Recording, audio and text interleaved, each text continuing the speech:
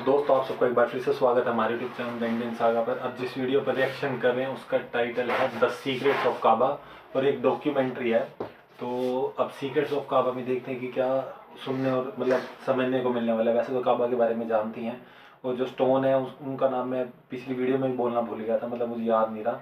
तो उस स्टोन का क्या नाम है वही मैं भूल गया, मतलब मेरे देखूँगा यार, शायद उसके ऊपर भी वीडियो करनी थी हमें जब हमने बोली थी। लेकिन देखते हैं वो मतलब इस वीडियो में हमें क्या सीक्रेट्स जो टोटली है वो पता चलने वाले हैं। मतलब इसकी हिस्ट्री के बारे में होगा तो शुरू से पता चल जाएगा कि कब से क्या था, तो उसमें वो भी कवर हो जाएगा। तो फिर स्टार्ट करते वीडियो लाइक करते शेयर करते रहिएगा। काफ़ी अच्छी है डॉक्यूमेंट्रीज तो वैसे ही अच्छी बनती है, तो आप लोग भी अपनी राय जरूर रखना और शेयर करना ताकि ऐसी वीडियोस हम लाते रहें जिससे हमारी और सोशली सबकी नॉलेज में भी मतलब इजाफा हो। तो स्टार्ट करते हैं फिर से बात। काबा, ये ब्लैक कलर का स्ट्रक्चर सीक्रेट से भरा हुआ है।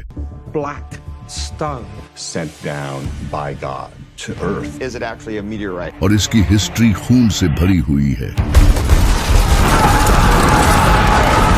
इस काबे का आपके दिल से जुड़ा एक राज है जो कि आज आप जानने वाले हो, तो चलें जानते हैं।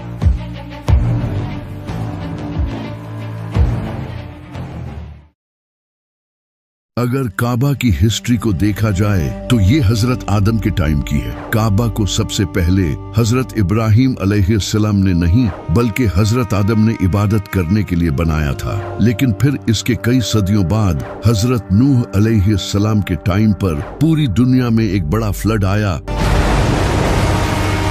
जिससे काबा डिस्ट्रॉय हो गया और सिर्फ इसके कुछ निशान रह गए थे जिनका नबियों और फरिश्तों को पता होता था। लेकिन फिर एक दिन इस दुनिया में अल्लाह के खलील का जन्म हुआ, इब्राहिम। हजरत इब्राहिम अलैहिस्सलाम अल्लाह से शदीद मोहब्बत करते थे और उन्होंने अल्लाह के लिए अपनी हर एक अजीज चीज कुर्बान की।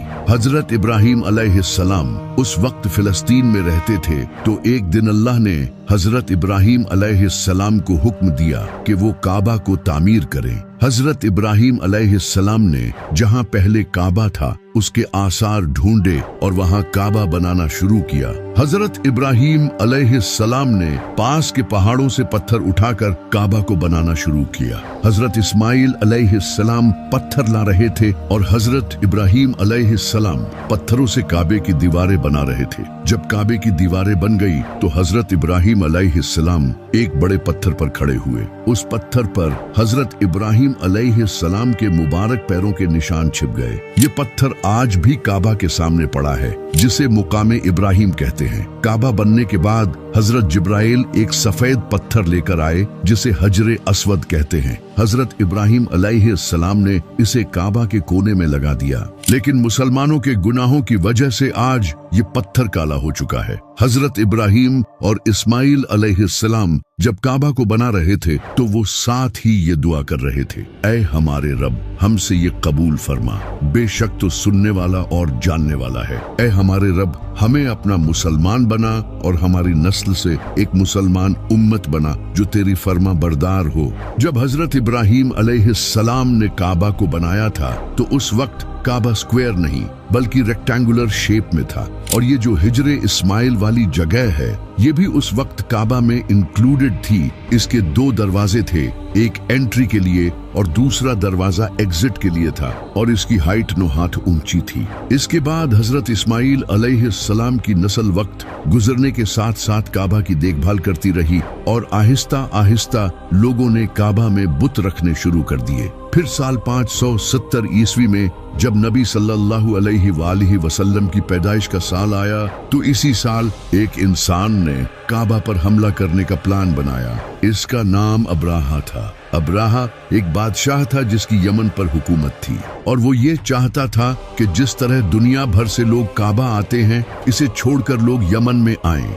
इसीलिए इसने यमन में एक बड़ा कैथीड्रल भी बनाया, लेकिन लोग फिर भी इसके कैथीड्रल की जियारत करने नहीं आए क्योंकि अरब के लोग काबा को एक बहुत ही इंपॉर्टेंट रिलीजियस प्लेस मानते थे और काबा में इनके बुत भी रखे थे। इससे परेशान होकर अब्राहा ने काबा को तबाह करने का फैसला किया। अब्राहा ने एक बड़ी फौज तैयार की जिसमें बड़े बड़े हाथी थे जो अरब के लोगों के लिए बहुत खतरनाक थे। क्योंकि अरब के लोगों ने जिंदगी में कभी हाथी नहीं देखे थे। इनके घोड़े भी हाथियों से डरते थे। अब्राहा अपनी फौज को लेकर यमन से मक्का की तरफ रवाना हुआ।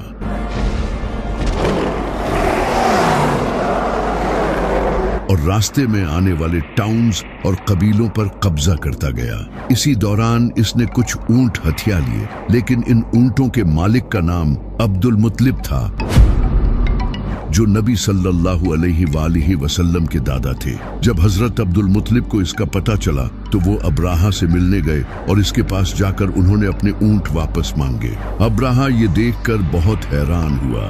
इसने जनाबे अब्दुल मुत्तलिब से कहा कि मैं यहाँ तुम्हारे काबा को तबाह करने आया हूँ और तुम्हें अपने ऊंटों की पड़ी है। तो जनाबे अब्दुल मुत्तलिब ने इसे कहा कि मैं इन ऊंटों का मालिक हूँ और इस काबे का मालिक कोई और है। मैं अपने ऊंटों की हिफाजत करूंगा और वो काबा की हिफाजत करेगा। तुम मेरे ऊंट मुझे वापस कर दो, फिर चाहे काबा पर हमला करो। तो अब्राहा ने इनके ऊंट इन्हें वापस कर दिए और वो वापस मक्का चले गए। वहां जाकर वो काबा के पास गए और इसके दरवाजे को पकड़कर कहा, आए अल्लाह, एक इंसान भी अपने घर की हिफाजत करता है तो तू भी अपने घर की हिफाजत कर। इसके बाद अब्राहा अपनी फौज लेकर मक्का की तरफ बढ़ा, लेकिन जैसे ही वो मक्का के करीब आया तो इसके हाथियों ने आगे बढ़ने से इनकार कर दिया और पीछे मुड़ने लगे। फौज ने पूरी कोशिश की, लेकिन वो आगे बढ़ने को तैयार नहीं थे। ये अल्लाह की तरफ से एक निशानी थी। इसी वक्त उन्होंने आसमान की तरफ देखा तो एक बड़ी तादाद में परिंदे उनकी तरफ आ रहे थे, जिनके मुंह और पंजों में पत्थर थे। इसके बाद इन परिंदों ने वो पत्थर इस फौज पर गिराए। ये पत्थर इनके जिस्मों को चीरने लगे और इस तरह अब्राहा और इसकी पूरी फौज तबाह हो गई और अल्लाह ने काबा को बचा लिया। इस वक्त तक हजरत इब्राहिम अलैहिस्सलाम के काबा को तामीर किए 2000 साल हो चुके थे और फ्लड्स और बारिशों की वजह से काबा की दीवारें कमजोर हो चुकी थी। इसी वक्त मक्का में एक बड़ा फ्लड आया जिसने काबा की दीवारों को काफी नुकसान पहुंचाया। तभी मक्का में कुरैश ने यह फैसला किया कि वो काबा को तोड़कर इसे दोबारा से तामीर करेंगे। कुरैश के लीडर्स ने यह फैसला किया, काबा को दोबारा तामीर करने के लिए जो पैसा लगेगा वो हलाल होना चाहिए। जिसके बाद कुरैश ने मिलकर काबा को दोबारा तामीर करना शुरू किया। शुरू में तो कोई भी अल्लाह के डर से काबे की दीवार गिराने के लिए तैयार नहीं था, लेकिन फिर हजरत खालिद बिन वलीद रजी अल्लाह तआला अन्हु के बाप ने आगे बढ़कर काबे की दीवार को गिराना शुरू किया, जिसे देखकर बाकी लोग भी इनके साथ शुरू हो गए। उन्होंने काबा की लंबाई को रेक्टेंगुलर शेप से कम करके स्क्वायर शेप में बनाया, क्योंकि इनके पास पैसे कम थे, और इसकी हाइट को भी 9 हाथ से 18 हाथ ऊंचा कर दिया और इसके दरवाजे को भी ऊंचा कर दिया ताकि हर कोई इसमें जा न सके। जब काबा सही तरह से बन गया तो अब बारी थी इसमें हजरे अस्वद को रखने की, जिसे लेकर कुरैश के दरमियान झगड़ा होने लगा, क्योंकि हर कबीला यही चाहता था कि वो इस पत्थर को रखे। इनके दरमियान जब झगड़ा मजीद बढ़ने लगा तो एक इंसान जिसका नाम था अबू उमैया बिन मुगीरा, इसने कुरैश के सारे कबीलों से कहा कि कल जो इंसान हरम में सबसे पहले एंटर होगा वही ये फैसला करेगा कि पत्थर कौन रखेगा। और अगले दिन जब सबने देखा तो सबसे पहले नबी सल्लल्लाहु अलैहि वसल्लम काबा में एंटर हुए। तब नबी सल्लल्लाहु अलैहि वसल्लम ने ऐलान नबूवत नहीं किया था और मक्का के लोग आप सल्लल्लाहु अलैहि वसल्लम की काफी इज्जत करते थे। तो नबी सल्लल्लाहु अलैहि वसल्लम ने एक बेहतरीन हल निकाला। आप सल्लल्लाहु अलैहि वसल्लम ने हजरे अस्वद को एक बड़े से कपड़े पर रखा और हर कबीले के लीडर को इस कपड़े को उठाने का कहा। जब सारे कबीलों के लीडर्स इस पत्थर को उठाकर काबा के पास ले गए तो आप सल्लल्लाहु अलैहि वसल्लम ने इसे अपने हाथों से उठाकर अपनी जगह रखा। ये देखकर कुरैश के सारे लोग बड़े खुश हुए और इस तरह काबा को दोबारा तामीर किया गया। फिर इसी काबा में एक दिन एक अजीम इंसान का जन्म हुआ जिसका नाम था अली इब्ने अबी तालिब। इसके कुछ साल बाद जब फतह मक्का हुई तो नबी सल्लल्लाहु अलैहि वसल्लम ने काबा में रखे सारे बुत तोड़कर काबा को बुतों से पाक कर दिया। इस वक्त काबा की दीवारों पर हजरत इब्राहिम अलैहिस्सलाम और फरिश्तों की तस्वीरें भी बनी थी। नबी सल्लल्लाहु अलैहि वसल्लम ने इन तस्वीरों को भी मिटा दिया और इसके बाद से काबा मुसलमानों का किबला बन गया। नबी सल्लल्लाहु अलैहि वसल्लम पहले मस्जिद अक्सा की तरफ मुंह करके नमाज पढ़ते थे, लेकिन एक दिन अल्लाह ने आप सल्लल्लाहु अलैहि वसल्लम को हुक्म दिया और आप सल्लल्लाहु अलैहि वसल्लम ने इसके बाद से काबा की तरफ मुंह करके नमाज पढ़ना शुरू की। 683 ईस्वी में जब अब्दुल्लाह बिन जुबैर रजी अल्लाह तआला अन्हु ने खुद को मक्का का खलीफा डिक्लेयर कर दिया, तो ये यजीद की हुकूमत के लिए एक खतरा था। तो यजीद ने एक फौज मक्का भेजी। यजीद की फौज ने मक्का को सीज कर लिया और मक्का पर कैटापल्ट्स के जरिए आग से भरे हुए पत्थर फेंके।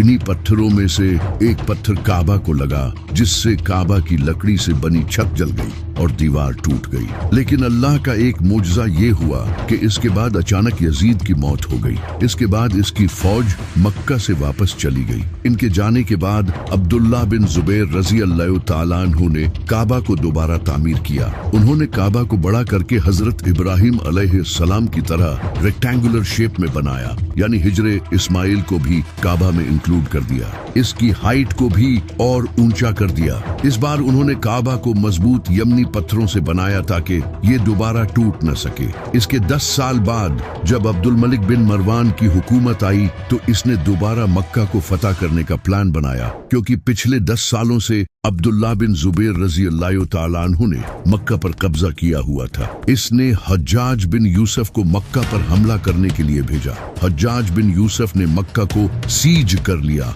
और पहाड़ों पर से कैटापल्ट्स के थ्रू पत्थर फेंके। कई हफ्तों तक मक्का पर पत्थर बरसाए गए। अब्दुल्लाह बिन जुबैर रजी अल्लाह तआला अन्हु के फौजी थकने लगे और खाने पीने की कमी भी होने लगी। इसी दौरान एक पत्थर लगने से काबा फिर से डैमेज हो गया, जिसे देखकर अब्दुल्लाह बिन जुबैर रजी अल्लाह तआला अन्हु के साथियों ने उन्हें हथियार डालने का कहा, लेकिन अब्दुल्लाह बिन जुबैर रजी अल्लाह तआला अन्हु ने हथियार डालने से इनकार कर दिया और बहादुरी से लड़ते रहे। आखिरकार कुछ लोगों ने इन्हें काबा के पास घेर लिया और उन्हें शहीद कर दिया। इनकी लाश को मक्का में लटका दिया गया। इसके बाद मक्का अब्दुल मलिक बिन मरवान के कब्जे में आ गया। अब्दुल मलिक बिन मरवान ने काबा को दोबारा तामीर करवाया और इसे दोबारा रेक्टेंगुलर शेप से स्क्वायर शेप में कर दिया, यानी हिजरे इस्माइल को काबा से निकाल दिया गया। काबा का एक दरवाजा बंद कर दिया गया और सिर्फ एक दरवाजा बाकी रखा गया। इस दरवाजे को भी ऊंचा कर दिया गया ताकि सिर्फ बड़े लोग ही इसमें एंटर हो सके। आज भी काबा की यही हालत है कि वहाँ सिर्फ इनके बड़े शेख ही अंदर जाकर नमाज पढ़ते हैं। लेकिन फिर इसके बाद काबा की हिस्ट्री का सबसे बुरा दिन आया जब 930 ईस्वी में हज के वक्त अबू ताहिर अल जन्नाबी कुछ टेररिस्ट्स के साथ मक्का में एंटर हुआ। अबू ताहिर काबा की सीढ़ियों पर चढ़ा और इसने कहा, मैं खुदा हूँ और मेरे सिवा कोई खुदा नहीं, मैं अपने हाथ से जिंदगी और मौत देता हूँ। इसने खुले आम कत्ले आम मचा दिया और 20 से 30 हजार हाजियों को शहीद कर डाला। मक्का की गलियां खून से भर गई। हजारों लोगों की लाशों को जमजम के कुएं में फेंक दिया गया और काबा के गिलाफ को भी फाड़ डाला। बहुत सी औरतों और बच्चों को कैद कर लिया गया। इसके बाद इन लोगों ने हजरे अस्वद को भी चुरा लिया और इसे अरब के ईस्टर्न इलाकों में ले गए। वहां बैठकर वो मुसलमानों का मजाक उड़ाने लगे कि हमने तुम्हारा अजीज पत्थर चुरा लिया है, अब तुम्हारा रब कहाँ है। ये लोग करामती थे जो सऊदी अरब के ईस्टर्न हिस्सों में बहुत पावरफुल हो गए थे। इसके बाद कई सालों तक हज करने वालों की तादाद कम हो गई क्योंकि लोग हज करने से डरने लगे थे। ये साल का पहला ऐसा हज था जो हजरे अस्वद के बगैर अदा किया गया। ये खबर पूरी दुनिया में फैल गई और इससे उस वक्त के अब्बासी खलीफा पर दबाव बढ़ने लगा। अब्बासी खलीफा ने करामतियों पर हमला करने का भी सोचा, लेकिन वो बहुत पावरफुल थे। ये देखकर अब्बासी खलीफा पीछे हट गया और इसने इनसे नेगोशिएशंस का सोचा। इसने इनको पैसा भी ऑफर किया, लेकिन वो नहीं माने। यूं लगातार 22 साल तक हजरे अस्वद काबा से गायब रहा। आखिरकार 22 साल बाद करामती कमजोर पड़ गए, क्योंकि इनकी अपनी आपस में लड़ाइयां शुरू हो गई थी। ये देखकर उन्होंने अब्बासी खिलाफत की बात मान ली और हजरे अस्वद वापस दे दिया। और यूं 22 साल बाद आखिरकार हजरे अस्वद को दोबारा काबा में लगा दिया गया। इसके बाद सदियां गुजरती गई और बारिशों की वजह से मक्का में फ्लड्स आते रहे, जिससे काबा को नुकसान होने लगा। फिर 1600 ईस्वी में काबा की दीवारें कमजोर हो चुकी थी और इसी साल मक्का में बारिशों की वजह से फ्लड आया, जिससे काबा की आधी दीवारें पानी में डूब गई, जिसके रिजल्ट में काबा की छत गिर गई और भी काफी नुकसान पहुंचा। यहाँ तक कि हजरे अस्वद भी अपनी जगह से गिर गया। उस वक्त मक्का के शरीफ मसूद बिन इदरीस ने खुद से काबा की रिपेयरिंग शुरू की, लेकिन पूरे स्ट्रक्चर को दोबारा तामीर करना इनके बस में नहीं था। तो उन्होंने उस वक्त की उस्मानी सल्तनत के सुल्तान मुराद को ये सब बताया। सुल्तान मुराद ने काबा को तोड़कर दोबारा तामीर करने का हुक्म दिया। उन्होंने इजिप्ट और यमन से क्राफ्ट्समैन भेजे और समंदर पार से मजबूत पत्थर मंगवाए और इन सब को यूज करके काबा को दोबारा बनाया। लेकिन इस बार उन्होंने काबा को रेक्टेंगुलर नहीं बल्कि स्क्वायर शेप में ही रखा और आज तक काबा की यही शेप है। फिर 14वीं सदी में मक्का में मुख्तलिफ फिक्र के लोग आने लगे, जैसे कि हनफी, मालकी, शाफी और हम्बली। ये सब एक दूसरे से इख्तिलाफ करते थे और अगर कोई इमाम किसी दूसरी फिक्र का होता तो इसके पीछे नमाज भी नहीं पढ़ते थे। ये देखकर मक्का के कस्टोडियंस ने काबा में 4 मुसल्ले डाल दिए, हनफी, मालकी, शाफी और हम्बली, ताकि हर कोई अपने फिरके के इमाम के पीछे नमाज पढ़ सके। और ये सब 500 सालों तक यूं ही चलता रहा। उस वक्त एक ही नमाज 4 बार पढ़ी जाती थी और मदीना में भी बिल्कुल ऐसा ही होता था। फिर 1924 में बादशाह अब्दुल अजीज ने मक्का को फतह कर लिया और इन 4 मुसल्लों को हटाकर इनकी जगह सिर्फ एक ही मुसल्ला रख दिया, ताकि सारे मुसलमान एक ही इमाम के पीछे नमाज पढ़ें। इसके बाद काबा को दोबारा रिपेयर किया गया। काबा से चिराग हटाकर इलेक्ट्रिकल लाइटिंग्स लगाई गई और वक्त के साथ साथ काबा एडवांस होता गया और इसके आसपास की जगह को भी एक्सपैंड किया जाने लगा, जो कि आज आप देख सकते हैं। लेकिन फिर 20 नवंबर 1979 फर्स्ट मुहर्रम फजर के वक्त एक इंसान जिसका नाम था जुहैमन, जो कि एक सऊदी नेशनल गार्ड्समैन था, वो अपने तकरीबन 200 साथियों के साथ कॉफिन्स में जनाजे के बहाने हथियार लेकर हरम में एंटर हो गया। फजर की नमाज के बाद इन लोगों ने मस्जिद उल हराम के दरवाजे बंद कर दिए और सारे गार्ड्स और नमाजियों को हॉस्टेज बना लिया। इसके बाद जुहैमन ने लाउड स्पीकर्स पर ऐलान किया कि मेहदी आ चुके हैं, जो कि ये इंसान है जिसका नाम मोहम्मद बिन अब्दुल्लाह था, जो कि इसके साथ खड़ा था। और फिर इसने मुसलमानों से कहा कि इसकी बैत करो, यानी कि वो इसे इमाम मेहदी मानता था। और ये सब वो इसीलिए कर रहा था। जब सऊदी सिक्योरिटी फोर्सेस को इसका पता चला तो उन्होंने हरम को चारों तरफ से घेर लिया, लेकिन वो अंदर नहीं जा रहे थे, क्योंकि काबा के पास लड़ना इस्लाम के कानून में बिल्कुल गलत है। जिसके बाद सऊदी अरब के उलमा ने एक मीटिंग की और एक फतवा दिया कि सिक्योरिटी फोर्सेस हरम में जाकर ऑपरेशन कर सकती हैं। फतवा जारी होने के बाद सऊदी फोर्सेस ने हमले की तैयारी शुरू कर दी और फिर इन बागियों पर फायरिंग शुरू की, जिससे कई फौजी मारे गए और कई हॉस्टेजेस की भी जान गई, क्योंकि वो बागी भी पूरी तैयारी के साथ आए थे। इनके पास नाइट विजन्स इंस्ट्रूमेंट्स थे, जिससे वो कम रोशनी में भी देख सकते थे और उन्होंने अपने स्नाइपर्स भी लगा रखे थे, जो कि मीनारों की पोजीशंस पर थे। सऊदी फोर्सेस ने पास की बिल्डिंग्स की छतों से एक के बाद एक करके इनके स्नाइपर्स को निशाना बनाना शुरू किया। कुछ नेशनल गार्ड्स ने हरम के डिफरेंट दरवाजों से हमला करने की कोशिश की, लेकिन इन पर मशीन गन्स और ग्रेनेड्स फायर किए गए, जिससे कई फौजी शहीद हुए। ये सब 4 से 7 दिनों तक चलता रहा, लेकिन सऊदी फोर्सेस फिर भी इन्हें मारने में नाकाम रही, क्योंकि ये बागी अंडरग्राउंड टनल्स को बंकर्स की तरह यूज कर रहे थे। ये टनल्स सदियों पुरानी थी और इनमें अंधेरा रहता था, जिस वजह से सऊदी फोर्सेस इनमें जाकर हमला नहीं कर सकती थी। इसके बाद 8 दिन गुजरने पर किंग खालिद ने फ्रांस GIGN स्पेशल फोर्सेस को सीक्रेटली मक्का बुलाया। इनके एडवाइजर्स ने मक्का में एंटर होने के लिए इस्लाम कबूल किया, क्योंकि मक्का में कोई काफिर एंटर नहीं हो सकता। उन्होंने सऊदी फोर्सेस के साथ मिलकर एक अटैक प्लान किया। इसके बाद फोर्सेस ने टीयर गैस और स्मोक ग्रेनेड्स बेसमेंट्स के एयर वेंट्स में छोड़ दिए, ताकि इन बागियों को खुली जगह पर लाया जाए, जिससे इन पर हमला किया जा सके। लेकिन इन बागियों ने मास्क पहन लिए थे। इसके बाद दोनों के दरमियान गन फाइट्स हुई, और वो भी टनल्स के अंधेरे में।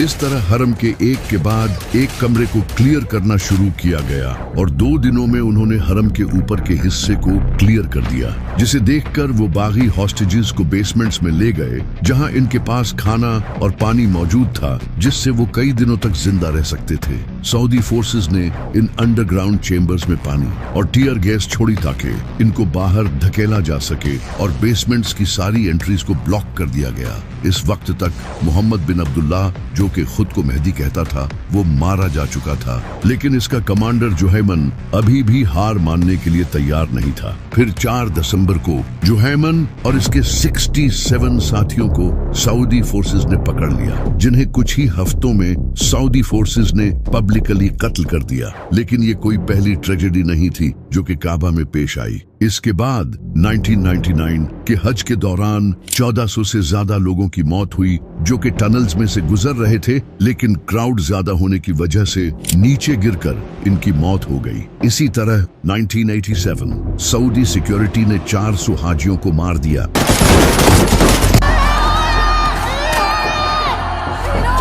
क्योंकि तकरीबन 1.5 लाख ईरानी मक्का की गलियों में अमेरिका और इसराइल के खिलाफ नारे लगा रहे थे, जिसके बाद सऊदी फोर्सेस ने ओपन फायर करके 400 लोगों को मार दिया और 600 से ज्यादा लोग जख्मी हुए, जिसके बाद से सऊदी अरब और ईरान के दरमियान हालात और ज्यादा बिगड़ गए। जितनी इंटरेस्टिंग काबा की हिस्ट्री है, उससे भी ज्यादा इंटरेस्टिंग काबा से जुड़े साइंटिफिक फैक्ट्स हैं। सदियों पहले जब GPS नहीं हुआ करता था, तो सेलर्स मक्का को as a reference point use करके रास्ता तलाश करते थे। इसी वजह से ये मुसलमानों का किबला है, ताकि दुनिया के हर कोने से मुसलमान काबा की तरफ रुख करके नमाज पढ़ सकें। कुछ मॉडर्न रिसर्चर्स का ये भी कहना है कि काबा ऐसी जगह है जहां जमीन की जियोमैग्नेटिक फील्ड बैलेंस है। इसी वजह से जितने भी लोग मक्का जाते हैं, वो खुद कहते हैं कि उन्हें वहां बहुत सुकून मिलता है और एक अलग तरह का एहसास होता है। मुसलमान काबा का तवाफ काउंटर क्लॉकवाइज करते हैं, और बिल्कुल उसी तरह पूरा यूनिवर्स घूमता है, जैसे सूरज के अराउंड प्लैनेट्स काउंटर क्लॉकवाइज घूमते हैं। हमारा मिल्की वे गैलेक्सी भी काउंटर क्लॉकवाइज घूमता है। इलेक्ट्रॉन्स भी न्यूक्लियस के अराउंड काउंटर क्लॉकवाइज ही घूमते हैं, और जमीन भी वेस्ट से ईस्ट की तरफ काउंटर क्लॉकवाइज ही घूमती है। इसका मतलब ये है कि जब मुसलमान काबा का तवाफ करते हैं, तो वो यूनिवर्स के नेचुरल फ्लो से जुड़ जाते हैं। काबा जमीन का एक पावरफुल जियोमैग्नेटिक पॉइंट है। जब हजारों मुसलमान काउंटर क्लॉकवाइज एक साथ मूव करते हैं, तो वो एक यूनिफाइड एनर्जी फील्ड बनाते हैं, बिल्कुल वैसे ही जैसे इलेक्ट्रॉन्स एटम के अराउंड मूव करते हैं। इसी वजह से अल्लाह ने कुरान में फरमाया है कि इस यूनिवर्स की हर चीज अल्लाह की तस्बीह करती है। वो तस्बीह यही है जिस तरह मुसलमान काबा में जाकर तवाफ करते हैं। अब क्योंकि हर चीज एटम से बनी है, इसलिए हर चीज इसी तरह अल्लाह की तस्बीह कर रही है। इसी वजह से सूफी अल्लाह की याद में घूमते हैं, जिसे वो समा कहते हैं, जिसमें वो अपना एक हाथ ऊपर अल्लाह की तरफ रखते हैं और दूसरा हाथ नीचे मखलूक की तरफ रखते हैं, और इस तरह वो अल्लाह की याद में खो जाते हैं। सूफियों का ये कहना है कि जिस तरह काबा का तवाफ होता है, इसी तरह इंसान के दिल का भी तवाफ होता है, और ये बात 100% सच है, क्योंकि नबी सल्लल्लाहु अलैहि वसल्लम ने फरमाया, मोमिन का कल्ब अल्लाह का घर है। अल्लाह का असल घर काबा नहीं बल्कि इंसान का दिल है। नबी सल्लल्लाहु अलैहि वसल्लम एक दिन काबा के सामने खड़े थे तो आप सल्लल्लाहु अलैहि वसल्लम ने काबा को देखकर फरमाया, ए काबा, तू कितना पाक है, तेरी हुर्मत कितनी अजीम है, लेकिन मुझे उस रब की कसम है जिसके हाथ में मेरी जान है, अल्लाह के नजदीक एक मोमिन के दिल की हुर्मत तुझसे भी कहीं ज्यादा है। यानी मोमिन का दिल काबे से भी ज्यादा अजीम है। नबी सल्लल्लाहु अलैहि वसल्लम ने फरमाया था, इंसान के जिस्म में गोश्त का एक टुकड़ा है, अगर वो ठीक हो तो पूरा जिस्म ठीक होता है, और अगर वो खराब हो तो पूरा जिस्म खराब हो जाता है, और वो टुकड़ा इंसान का दिल है। आप ये जानकर हैरान हो जाएंगे कि इंसान के दिल के अराउंड खून भी काउंटर क्लॉकवाइज ही मूव करता है, उसी डायरेक्शन में जिस डायरेक्शन में यूनिवर्स के प्लैनेट्स, गैलेक्सीज, एटम और मुसलमान तवाफ करते हैं। इंसान का दिल जिस्म में सबसे पावरफुल इलेक्ट्रोमैग्नेटिक फील्ड पैदा करता है जो ब्रेन से भी ज्यादा पावरफुल होता है। जिस तरह काबा में पावरफुल जियो फिजिकल और स्पिरिचुअल एनर्जी होती है, उसी तरह दिल भी एनर्जी रेडिएट करता है जो न सिर्फ हमारे जिस्म पर बल्कि हमारे आसपास के लोगों को भी इफेक्ट करती है। इसी वजह से सूफी कहते हैं कि असल काबा इंसान का दिल है जहां अल्लाह रहता है, और ये वही बात है जो नबी सल्लल्लाहु अलैहि वसल्लम ने भी फरमाई है। यहाँ तक कि काबा में जो ये पत्थर लगा है यानी कि हजरे अस्वद, इसके बारे में भी साइंस मानती है कि ये दुनिया का नहीं है, यानी जन्नत का पत्थर है। काबा जमीन का गोल्डन रेशियो है। अब ये क्या है? ये जो नंबर है 1.618, ये एक यूनिक मैथमेटिकल प्रोपोर्शन है जो दुनिया की best art, architecture, galaxies, human body और नेचर में पाया जाता है।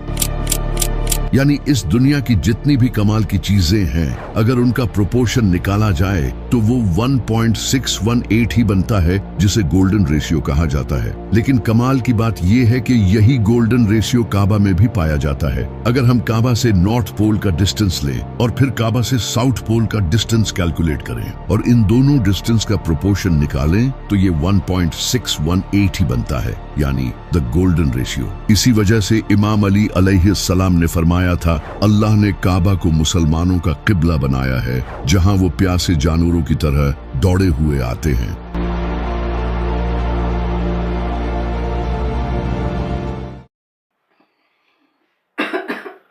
तो दोस्तों ये थी बेस्ट वीडियो, मतलब एक डॉक्यूमेंट्री बनाने के हिसाब से जो बनाई जाती है ना।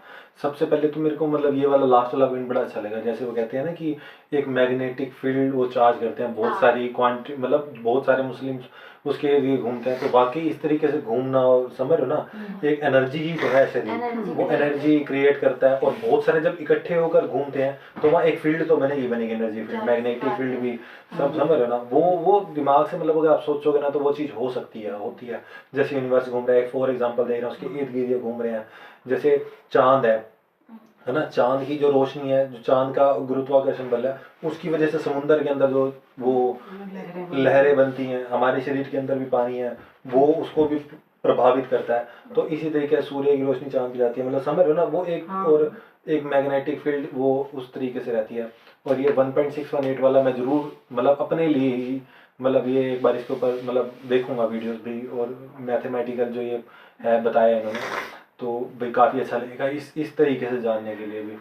और बाकी मैं एक चीज़ और पूछना चाहूँगा कि स्टार्टिंग में इन्होंने बात करी कि जैसे कि हज़रत आदम ने मतलब ये कहते हैं कि भाई मतलब सबसे पहले काबे की मतलब वो नींव रखी थी, उसके बाद वो जो वो मनु थे, जो नूह, हज़रत नूह, उनके टाइम में वो जैसे तबाह हो गया था, मतलब टूट गए थे वो पानी के अंदर।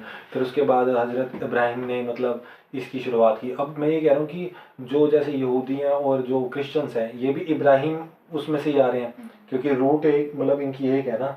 जैसे हज़रत इब्राहिम से ही मुस्लिम्स का वो बना है, और क्रिश्चियंस भी यही कहते हैं कि हज़रत इब्राहिम से ही मतलब वो हुआ है, और यहूदी भी यही कहते हैं। तो मैं ये कह रहा हूँ कि उनकी सारी बुक्स में, जैसे वो ईसा मसीह भी आए, उनसे पहले नबी भी आए, या जितने भी आए, जैसे जिनको यहूदी भी मानते हैं, क्रिश्चियंस भी मानते हैं, तो उनमें ये जिक्र उन्होंने किया नहीं, क्योंकि वो तो प्रॉफिट्स ही थे, और प्रॉफिट नहीं है अगर रखा है, और मतलब ये अल्लाह का घर है, मेन काबा, तो उसके बारे में जिक्र उन्होंने कहा क्यों नहीं, उन सबको भी उस किताबों में सब कुछ कि भाई आप भी वहाँ जाकर मतलब ये हमारा मेन वो है, मतलब इस बारे में जिक्र तो होना ही था क्योंकि मेन ये बात थी।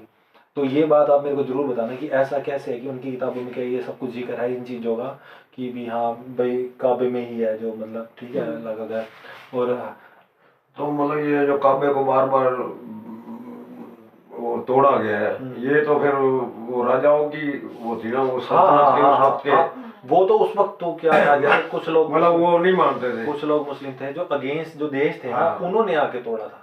वही तो तो ऐसे ऐसे था, मैं यही कह रहा हूँ कि तो खुद उसको बनाने में हाथ तो लगभग सबका ही था ना, मतलब बनाने में चाहे वो क्रिश्चियन थे या नहीं क्रिश्चियंस कहाँ से थे वही तो बता रहा हूँ। जो इब्राहिम ये बता रहे हो, हाँ उनके अकॉर्डिंग तो क्रिश्चियंस ही हो गए वो, अगर आप देखा जाए तो, क्योंकि इनका सब कुछ तो एक ही है। इब्राहिम ने जो बनाया, हाँ वो तो वैसे तो मानना जाए तो एक ही है, मतलब एक ही है ना, हाँ तीनों के रूट से बस बाद में जाके प्रॉफिट्स के ऊपर वो जाके वो चेंज हो जाती है, जैसे कि वो हजरत ईसा को वो उसमें ले जाते हैं और बाकी ज्यूस जो है वो बाकी प्रॉफिट्स को वो करते हैं। वही कह रहा हूँ कि उनके पास भी तो इसी का होगा ना कि फिर वो क्यों नहीं इस चीज को वो इतना इम्पोर्टेंस देते हैं। ज्यूस को तो देनी चाहिए क्योंकि उनके प्रॉफिट नहीं, वो इब्राहिम को मानते तो उन्होंने शुरुआत करी, अब तो नहीं देते ना ये उनके, वही तो बोल रहा हूँ ना, वो देते हैं इतनी इज्जत नहीं देते, वही तो मैं पूछ रहा हूँ।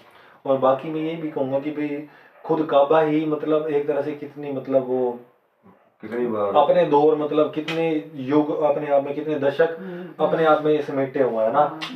किताबों में तो जितना लिखा लिखा लेकिन स्वयं उनकी दीवारें तो हैं जो उनकी दीवारें जो हैं सब कुछ उनकी वहाँ प्रेजेंस है, वो खुद में इतिहास लेकर चल रही हैं वहाँ से इतना बड़ा, मतलब क्या क्या नहीं देखे, कौन कौन से दिन नहीं देखे और किस किस तरीके से चीजें गई। वीडियो बनाई तो बहुत अच्छी थी और बाद में जो काबे पर हमले हुए वो वाली वीडियो तो हमने कुछ देखी भी थी जो बीच में हमने करी थी सऊदी अरब वाली जो उनकी वो, तो बस ये वीडियो थी बाकी बेस्ट लगी, बहुत सही समझ आया और अच्छे तरीके से अब इसमें हाँ डॉक्यूमेंट्री थी ना तो काफी अच्छा था। और बाद वाला मेरे को वो बड़ा अच्छा लगा वो भी कि वो अगर ये बताना की बात रियलिटी भाई कितनी वो उन्होंने कहा था, जैसे वो कहते हैं ना कि मोहम्मद साहब ने उन सामने खड़े होकर कहा था कि भाई इंसान का असली काबा तो उसका दिल है, मतलब जैसे तो ये वाली बातें भी क्या वाकई हैं या मतलब कई बार क्या होता है कि वीडियोस में जो भाई यूँ है भी वो इम्पोर्टेंस, वैसे तो देखा जाए तो बात इसमें कोई वो नहीं है, ब्रह्मांड ही जो है इंसान का सारा जो शरीर ढांचा है ये है ये ब्रह्मांड से ही तो रिलेशन हाँ कनेक्ट तो अपने ब्रह्मांड से होता है प्रकृति। तो आप कुछ कहना चाहोगे? बस इतना ही कहूँगी कि रियली बहुत बढ़िया वीडियो। नहीं सच में बहुत बहुत अच्छी कि हम मतलब एक सोच कर भी ऐसा लगता है कि किसी एक जगह ने इतना लंबा इतना पुराना इतिहास देखा है, पता नहीं क्या क्या देखा है, कितनी लड़ाइयाँ, कितना खून खराबा, कितना मतलब सब कुछ देखा है और किसी और वो आज भी वहाँ पर कायम है, इतने हजारों लाखों करोड़ों लोग वहाँ पर जाते हैं।